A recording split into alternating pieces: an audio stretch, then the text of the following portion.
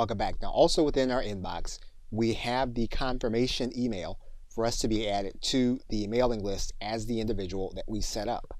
Now in closing, if we were to add another individual to this membership and we didn't add them to the specific member level, then that individual should not be able to access the content. So we're going to add a new member. Now the individual that we set up will then log in using their credentials. They're then going to be sent to the home page.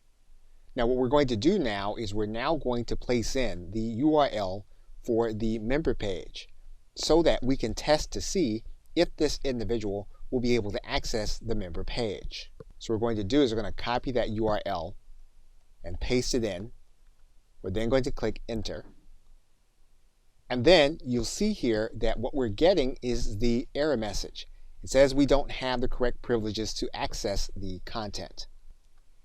And this is what we want to happen so that individuals will have access to the site but do not have access to the specific content that we protected. Okay, so with that, thanks, and I'll see you either in another video or in another course.